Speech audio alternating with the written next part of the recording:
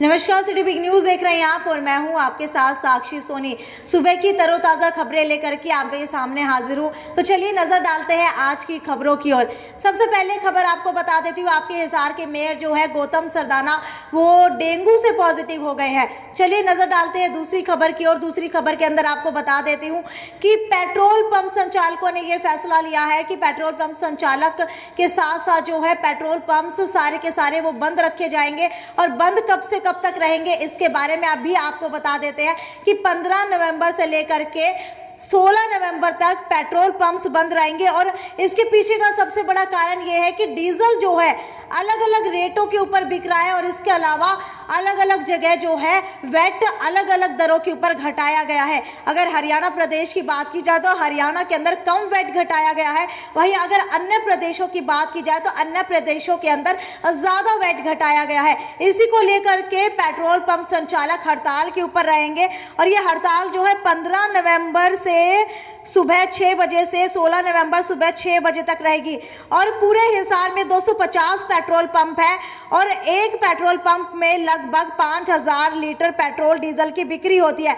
और आपको ये बता देती हूँ कि स्लेमगढ़ ने ये बताया है कि नकली डीजल की बिक्री पर रोक, 4 साल से डीलरों का बकाया कमीशन देने और हरियाणा में वैट घटाने, डीजल के रेट पड़ोसी राज्यों के बराबर करने की मांगों के ऊपर यह हड़ताल की जा रही है। चलिए अगली खबर की ओर बढ़ते हुए आपको बता देती हूँ कि आपके शहर की अगली खबर क्या है। आपके शहर की अगली खबर यह है कि प्रदूषण और ज़्यादा बढ़ने वाला है। जी हाँ, हरियाणा में क्रेशर और भट्टे बंद करने के आदेश दे दिए है। सरकार की तरफ से क्रेशर और भट्टे बंद करने के आदेश दे दिए हैं। धूल भरी सड़कों और पेड़ पौधों पर छिड़काव करने की भी हिदायत दे दी गई है। और दिवाली के बाद से ही दिल्ली एनसीआर के साथ आसपास के क्षेत्रों में हवा जो है जहरीली होती जा रही है। लोगों को बाहर निकलने के अंदर दिक्कतें आने लगी हैं, आंखों के अंदर जलन बढ़ने लगी है, इसके अलावा आंखों से पानी आने लगा है, इसके अलावा जो है सांस लेने में तकलीफ होने लगी है। और वायु गुणवत्ता की बात की जाए तो 400 से लेकर के 500 तक AQI लेवल दर्ज किया जा रहा है, जो कि अति गंभीर श्रेणी के अंदर आता है, जिसकी वजह से जो है कहीं ना कहीं 100 मीटर से ज़्यादा देखा नहीं जा पा रहा है। 9 शहरों में ये 300 से 400 के बीच है, जो कि बहुत ख़राब स्थिति है। इसी को लेकर के आपको बता देते हैं कि मौसम विभाग के हवाले से ये कहा गया है कि अगले 5 दिनों में प्रदूषण और ज़्यादा बढ़ेगा। इसे देखते हुए बोर्ड ने हरियाणा सरकार को पौधों के साथ उन सड़कों पर भी पानी का छिड़काव करने को कहा है जहां धूल भरी हवाएं चलती है। और सुप्रीम कोर्ट के निर्देशानुसार दिल्ली एनसीआर में, जी हाँ, सबसे बड़ी खबर है कि दिल्ली एनसीआर में ईंट भट्टे, हॉट मिक्स प्लांट और स्टोन करने के लिए आदेश जारी कर दिए गए हैं। स्टोन क्रैशर पर पूरी तरह से पाबंदी लगा दी गई है। और बोर्ड ने यह भी कहा है कि कोयला आधारित पावर प्लांट भी कम चलाए जाए। बोर्ड के आदेशों पर भिवानी, चरखी दादरी समेत कई जिलों में क्रैशर और भट्टे पर पाबंदी लगा दी गई है। अब तक की सबसे बड़ी खबर है कि सड़कों के अंदर धूल भरी हवाएं चल रही हैं। हरियाणा के अंदर जो है दोबारा से आपको बता देती हूँ कि AQI लेवल बढ़ने की जो है संभावना जता दी गई है, जिसको लेकर के भट्टे क्रैशर के ऊपर पाबंदी लगा दी गई है और ये ऑर्डर जो है सरकार की तरफ से जारी कर दिया गया है। इसके अलावा अगली खबर की ओर बढ़ते हुए आपको बता देते हैं कि 5 साल तक के बच्चों को कोरोना जांच में छूट दे दी गई है। विदेश से भारत आने वाले 5 वर्ष तक के बच्चों को कोरोना जांच में अब छूट दे दी गई है। केंद्र ने बच्चों के लिए हवाई अड्डे पर RT-PCR जांच की अनिवार्यता खत्म करने का निर्णय लिया है। संक्रमण के लक्षण वालों की जांच होगी, इसका इलाज भी करवाया जाएगा। इसके अलावा सबसे बड़ी खबर जो है किसानों को लेकर क्या रही है। जी हाँ, किसानों को लेकर के सबसे बड़ी खबर यह है कि सहकारिता मंत्री बनवारी लाल की तरफ से किसान को सम्मानित किया गया था और वो किया गया था गोहाना के अंदर। लेकिन जैसे ही किसान ऊपर चढ़ा स्टेज के ऊपर, किसान ने मंत्री के हाथों से सम्मानित होने से मना कर दिया और साफ तौर के ऊपर ये कहा कि अगर मैं मंत्री के हाथ से सम्मान लेता हूँ, सम्मानित होता हूँ, तो इसका मतलब ये है कि मैंने अपने शहीदों का अपमान किया है, जिसकी वजह से उसने सम्मान नहीं लिया और जिसके कारण उस किसान को स्टेज से नीचे उतार दिया गया।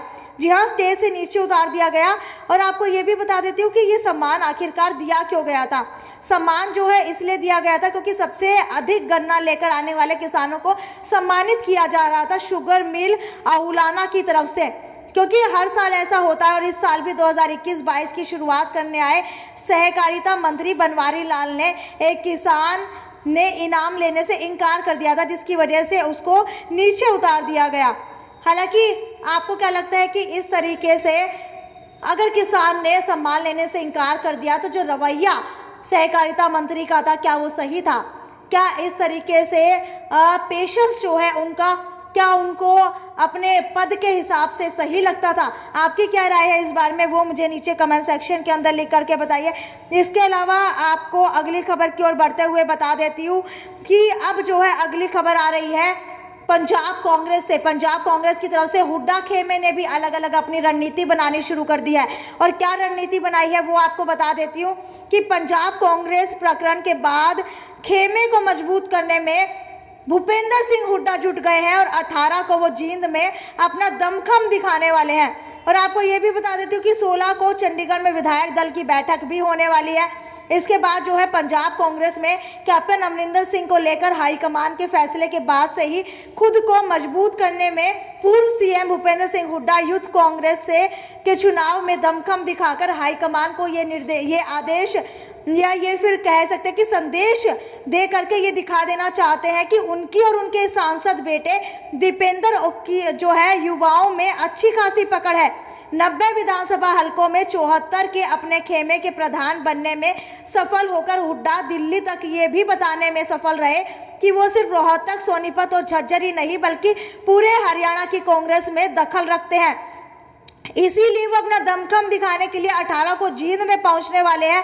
और कहीं ना कहीं जो है सबसे बड़ी बात यह है कि एलनाबाद के अंदर कांग्रेस बुरी तरह हारी है और बुरी तरह हारने के बाद कुमारी शैलजा ने भूपेंद्र सिंह हुड्डा के जो पास रहने वाले एक व्यक्ति को कहीं ना कहीं नोटिस भी जारी कर दिया है। हुड्डा के खास माने जाने वाले भरत सिंह बेनीवाल को नोटिस तक जारी कर दिया है और इस नोटिस में अप्रत्यक्ष रूप से हुड्डा खेमे की जो है पूरी सक्रियता ना होने में जो है उन्होंने अहम भूमिका कहीं ना कहीं जताई है। इसके अलावा आपको बता देती हूँ, इससे ये पता चलता है कि आज भी कांग्रेस के अंदर अलग अलग खेमे बटे हुए हैं। कुमारी शैलजा का खेमा अलग है, भूपेंद्र सिंह हुड्डा का खेमा अलग है। दोनों जो है कहीं ना कहीं हरियाणा के मुख्यमंत्री बनने का सपना देख रहे हैं, जिसकी वजह से अक्सर जो है जो गुटबाजी जो है कहीं ना कहीं कांग्रेस के अंदर दिखाई देती है, जिसकी वजह से नेतृत्व आगे नहीं बढ़ पाता है कांग्रेस का। आपको क्या लगता है कि 18 को जो जींद के अंदर हुड्डा अपनी रैली या फिर जो लगा लीजिए मीटिंग करने वाला है उसका क्या कुछ नतीजा रहने वाला है? क्या इससे हरियाणा की राजनीति के अंदर एक बार दोबारा से बदलाव आएगा? खैर ये तो यहीं तक की अपडेट थी, आगे भी आपको इसी तरीके से अपडेट से रूबरू करवाते रहेंगे। तब तक ज़्यादा से ज़्यादा शेयर करते रहिए। नमस्कार।